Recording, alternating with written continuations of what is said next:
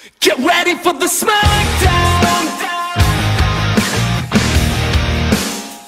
Get ready for the smackdown. How you gonna react when you're put on your back now? 'Cause there's no turning back when you're facing the smackdown.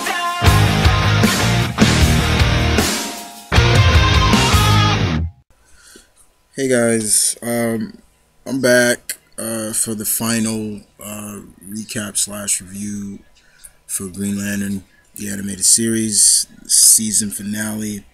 Only lasting one season. Thank you very much, you bastards at Cartoon Network and Warner Brothers. Sorry.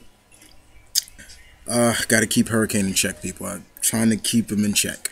Alright, so we're gonna do this a little differently. Alright, I'm not really gonna talk too much about the synopsis.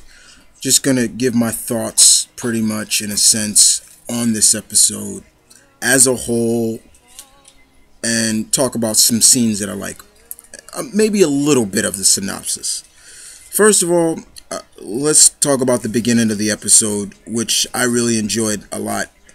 Having the Guardians and the whole core of Green Lanterns there, and the Guardians are giving this motivational speech in a sense to stop Aya in a sense. As you saw pretty much every lantern you can think of, some of them making their first appearances for the first time, but unfortunately Hal is like way in the distance. He's not watching. He wasn't among his fellow lanterns.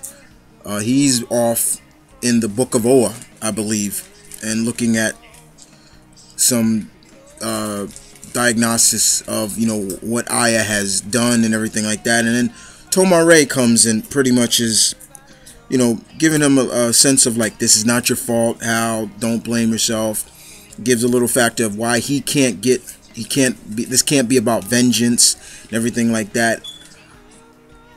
Hal makes a startling startling conclusion of what Aya has been doing, and from there it gets a little bit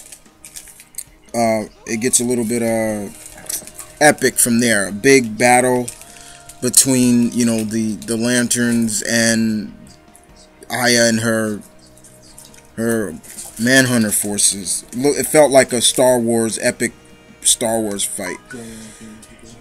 And that was fine. I didn't mind that at all. It's hard for me, guys, to really look at the show and just say that it's over because just the way it ended. And I'm gonna get to the ending on that. But from there's this really big epic battle. Like I said, it was well done in my opinion. You saw a lot of the lanterns that they didn't really spotlight on, showcasing what they can do in the battlefield, which was fine. Guy Gardner being kind of a jerk, but he's motivating the group, to keep going, fight on. And however, Hal confronts Aya and she captures him and takes him to pretty much the beginning of time. They showed this in Justice League a while ago where Kronos was going to change time. You remember that episode where John Stewart and Batman were, you get it with the hand, and you saw the galaxy. Well, we saw that in this episode, and Aya was pretty much going to change it, wipe out all life, and Aya wanted Hal to be the only one to witness it so he can realize that everything was lost. Aya was very much being a bad girl. Like I said before, I think of Aya as my friend Deanna, Pop Culture Diva 42, because we always joke about her, about that. Like, we always say, Deanna, what have you done? Because she loves the character Aya. But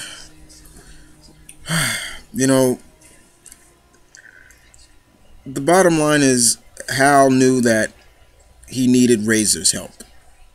and they sent Razor, and I thought that was really cool too. The way they sent in Razor into getting the Guy and Kilowog made a giant gun construct. Razor went in like a bullet. They shot him, and he flew off like a bullet into getting to Aya. And Hal is just trying to plead with Aya about stopping this. You didn't do what you, because we find out in this that she's been wiping out planets with no life on them. So kind of she was pulling kind of what the Silver Surfer was going to do when he joined up with Galactus, take Galactus to non-populated planets and things like that.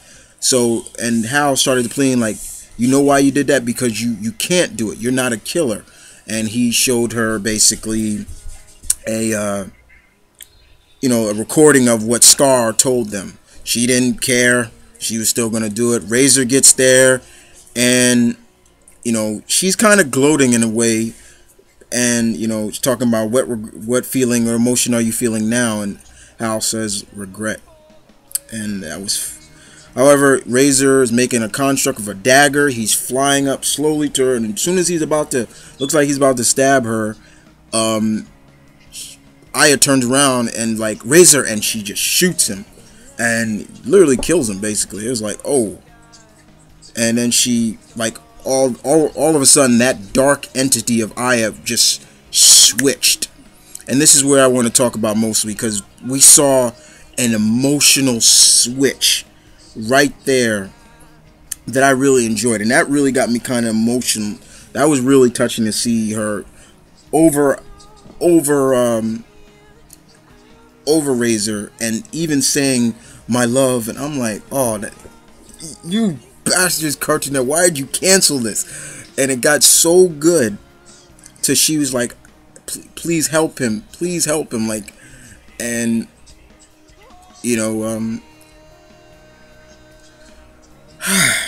I'm sorry guys, it just, unfortunately, it did end with Aya stopping what she was trying to do, getting Razor out, using the rest of the residual power that she absorbed, and healing Razor.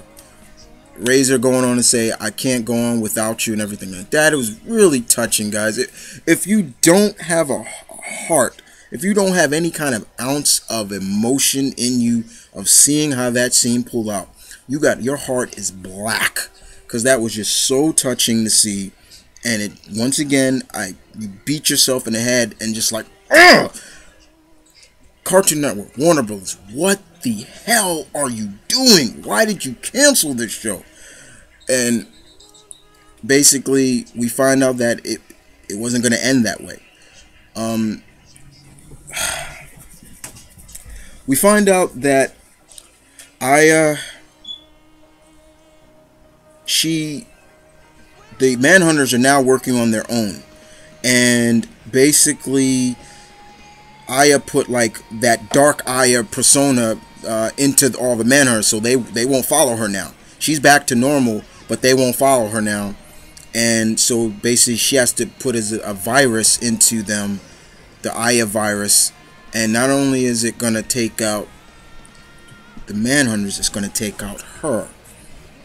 And we see, Razor like, I can't let you go, and oh my god, you just see this so emotionally. It brought so much. I can literally say honestly, guys, my eyes got misty when seeing that. It was so emotionally attached, and then you just saw her turn around to Razor and say, it's too late, it's already done.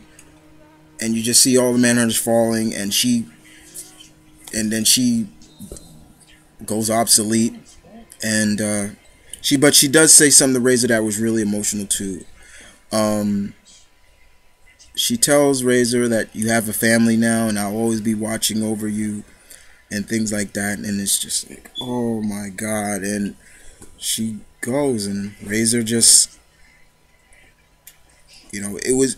And then what also was good to me was the fact that what Razor said to Aya, that I loved, why he couldn't kill her, because remember, his ring works on rage and hate. he has no ounce of hate for Aya and things like that. And I was like, oh my god, this is so odd. And it's we go back to Oa, and pretty much Razor is just looking over Oa, and he's about to leave when he tells Kilowog and Hal Jordan, he's like, I'm going to find her. I don't think she's dead. I don't think she's dead. I have a feeling she's alive. There's no way she would have just, she has to have a backup plan. And that was basically it. You know, it's basically saying, Hal basically saying, you, if you ever need us, give me a call, give us a call, we'll come. You know, Razor shakes Hal's hand, he's about to shake Kilowog's hand, Kilowog gives him a hug and things like that, and it was really emotional, guys. I'm sorry, it was just so emotional. When Razor flies off in outer space, you see him flying off in the distance, and then you see a blue lantern ring flying with him, and so it ends right there. But then that ends on such a cliffhanger that makes you see that was the beginning of a season 2 that they could have explored. Really, maybe the search for Aya once again, or Razor becoming a Blue Lantern, or something else. You know, and you know, being that the Blue Lantern represents hope, and it ends there. It just ends, and it's just like, you know, I don't get it. It's just like, why would you end a show like this so you can bring 2 shows to the DC Nation block that pretty much nobody's gonna watch or gonna get emotionally involved in? Another Batman series? Do we need another one? And Teen Titans Go, which is pretty much those shorts, just longer. Why?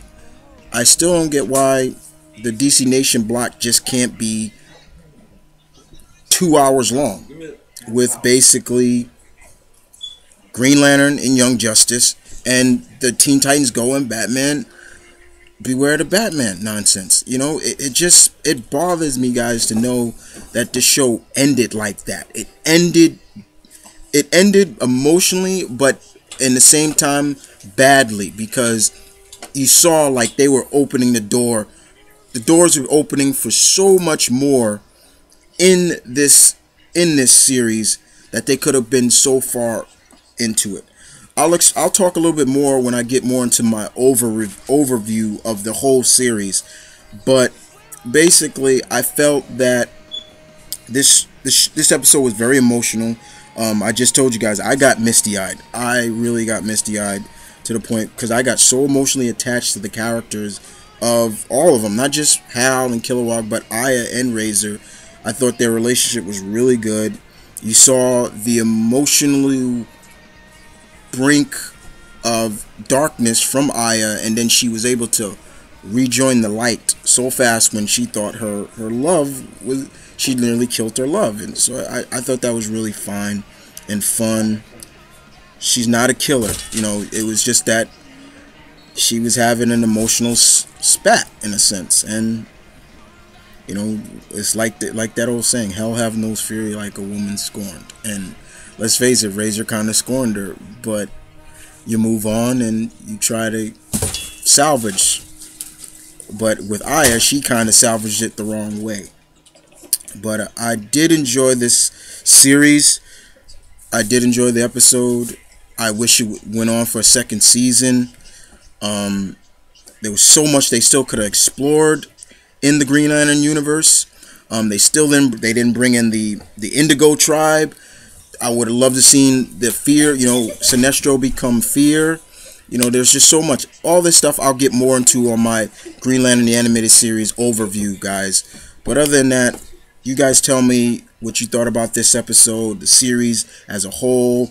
I will put the link in the description soon when my friend gives it to me to watch. So you guys, if you missed it. But other than that, you guys take care. I'll move on to the next, which is Young Justice. I'm keeping Hurricane in check, people. I'm keeping him in check.